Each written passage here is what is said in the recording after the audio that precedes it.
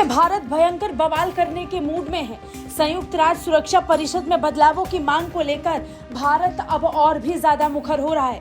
भारत एक कदम आगे आकर अब खुलकर संयुक्त राष्ट्र सुरक्षा परिषद में स्थायी सदस्यता की मांग कर रहा है।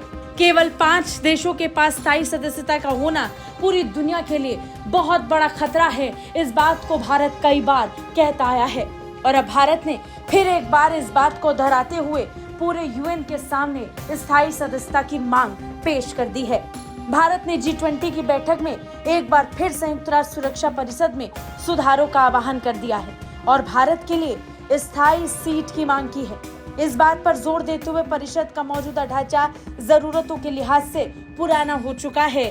भारत ने फिर एक बार दोहराया कि संयुक्त राष्ट्र सुरक्षा परिषद में बदलाव होने चाहिए। भारत के विदेश राज्य मंत्री वी मुरलीधरन ने ब्राजील में आयोजित G20 विदेश मंत्रियों की बैठक में भारत का प्रतिनिधित्व किया।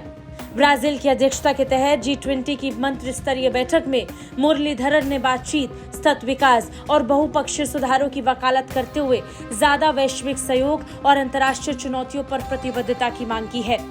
विदेश राज्य मंत्री वी मुरलीधरन ने एक्स पर एक पोस्ट में कहा कि G20 की बैठक में उन्होंने इस बात पर जोर दिया कि यूएनएससी की वर्तमान बहुपक्षीय शासन संरचना पुरानी है।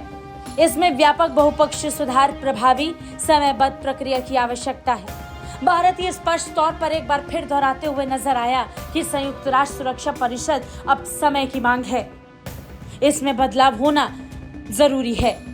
भारत के रुख को दोहराते हुए मुरलीधरन ने विदेश मंत्रियों को ये भी याद दिला दिया कि एक आर्थिक मंच के रूप में G20 को सतत विकास लक्ष्यों और जलवायु परिवर्तन पर ध्यान देना चाहिए। भारत सुरक्षा परिषद में लंबे समय से लंबित तत्काल सुधार के लिए संयुक्त राष्ट्र में प्रयासों में सबसे आगे रहा है। भारत लगातार संयुक्त राष्ट्र सुरक्षा परिषद में बदलावों की मांग को दोहराता आया है और एक बार फिर भारत ने इस मांग को दोहराते हुए स्थायी सदस्य के रूप में अपने नाम की पेशकश कर दी है। भारत सुरक्षा परिषद में लंबे समय से लंबे तत्काल सुधार के लिए संयुक्त राष्ट्र में प्रयासों में सबसे आगे रहा है। भारत ने लगातार इस बात पर जोर दिया कि वो स्थायी सदस्य के रूप में संयुक्त राष्ट्र के उच्च पटल पर जगह पाने का सही हकदार है। भारत ने भू राजनीतिक मुद्दों को रचनात्मक ढंग से संबोधित करने और जमीन खोजने की आवश्यकता पर भी जोर दिया।